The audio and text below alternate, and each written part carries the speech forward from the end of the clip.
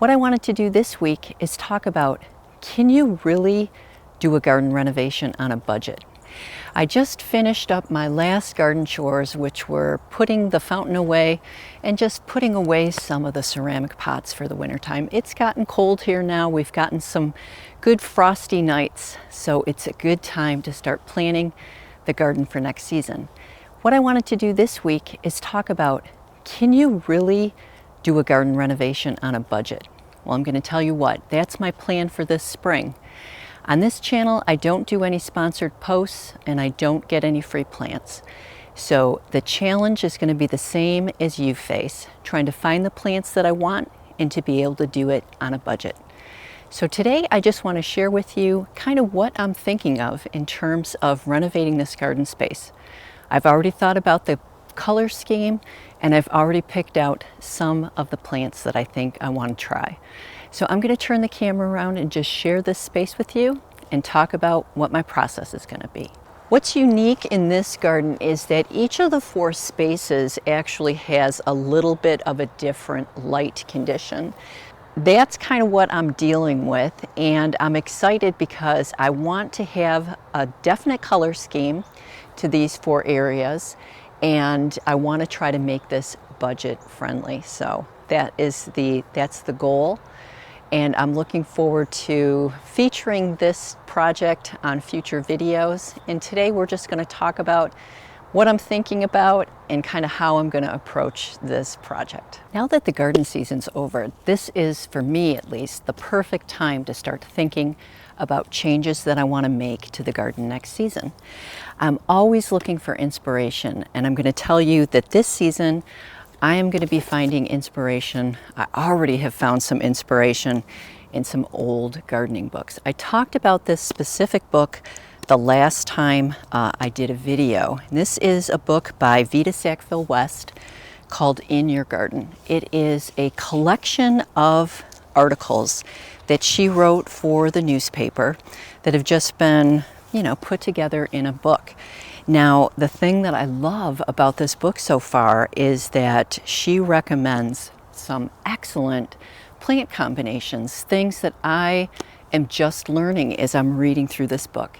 I want to share some of those things that I've learned, and I'm actually going to be planning to do a white and blue color scheme in these garden borders for next season. That's my plan for renovating. So I thought I'd share some of the plants that I'm already thinking of using in this space. Now, I'm planning on hosting a Wintertime Garden Design Book Club. This is going to be one of the books that we cover in that course. It's only going to run from January until April 2025. If you're interested in joining, I'll leave a link in the description below. Well, unfortunately, it is starting to rain here, so why don't we take this discussion inside and I'll kind of give you an idea of some of the things I'm thinking about for these new garden beds. For me, the first step when I want to redo a garden is I take out the old garden photos and start looking through them. For me, it's just easier to visualize when I can see things in a photograph. And I've been looking at images from the past garden season and also from the springtime. And I realized as I was looking at the Mary garden how much I really love this white and green with gray foliage color scheme. And then I also noticed how much I enjoyed the blue of the forget-me-nots. That was what inspired me to think about the blue, adding the blue color scheme. The other thing that I noticed when I was looking through the photographs, especially from the spring garden, is how much shorter plants add to the garden design. And so I realize now that I really need to start focusing on adding shorter plants to my garden plans. I've always been a fan of white colored gardens ever since I saw the white garden at Sissinghurst Castle. And I think white is such a great color in a shade or a part shade garden because the white color really brightens up a space. The first thing I do when I want to spruce up my garden is really walk around and figure out if there's plants in the area or in different areas that I can either move or divide. And being able to use what you already have in your garden is a great way to help you stay on a budget. And I found a few plants that I'm definitely going to rely on for this renovation, and I'd like to walk you through them. The first plant that I've got in the garden already that I'm going to divide and use in each of the borders is my white reblooming iris, and the variety name is Immortality. The second plant that I want to add is a hosta. The variety is Minuteman. Another plant that I'm going to be adding and growing from seed is the Dusty Miller. The variety is New Look. And I just love this Japanese painted fern. The variety is Pictum Pearly White. It's got great silvery foliage that'll be perfect for the garden. The other plant that I found as I was walking around are these great pure white blooming foxglove seedlings. These are going to look fantastic in these new garden borders. I also have a few single blooming white peonies that are scattered throughout my garden.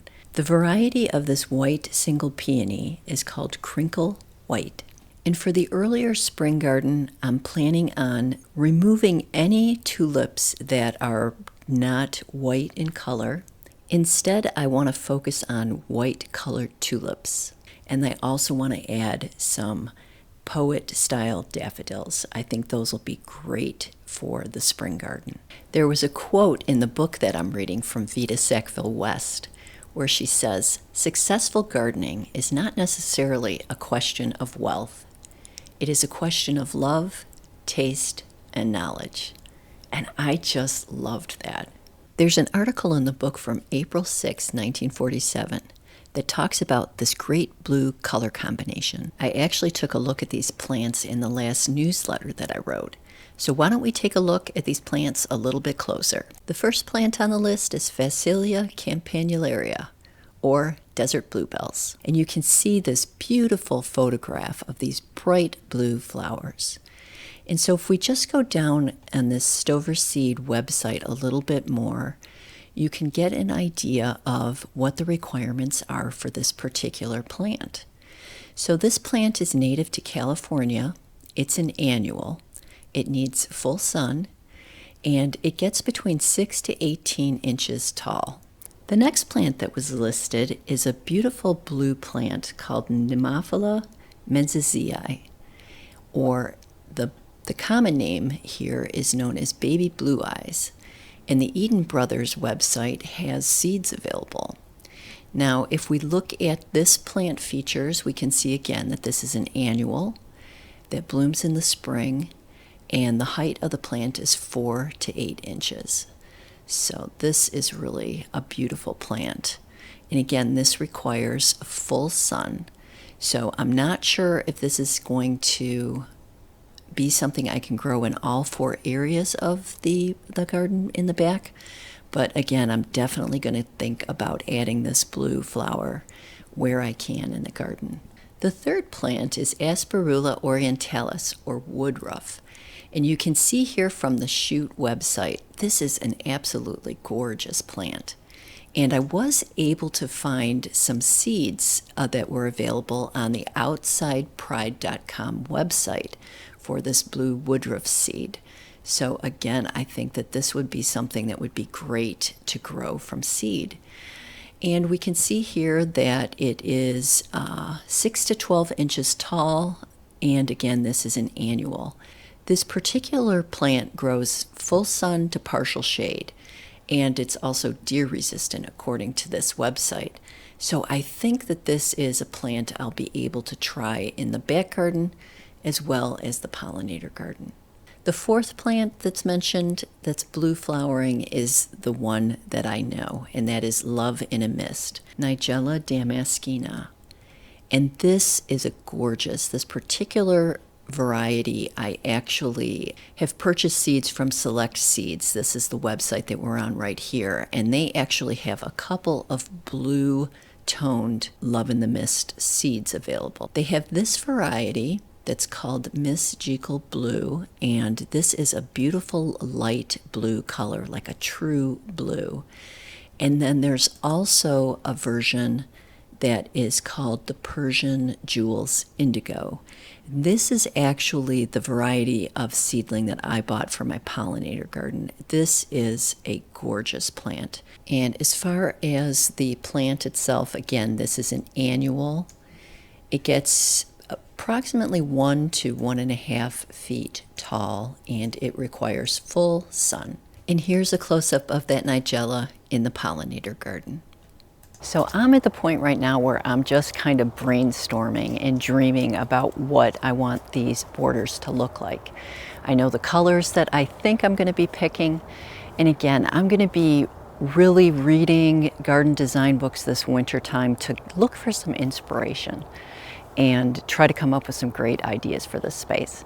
And that's some of the stuff that I'll be covering in the upcoming videos as we're going into the season here in the Midwest. We're really not going to be gardening outside so much. So I don't know, do you think you can get a beautiful garden on a budget? That's going to be the goal this spring. Well, that's it for this video, friends. I'll see you in the next one.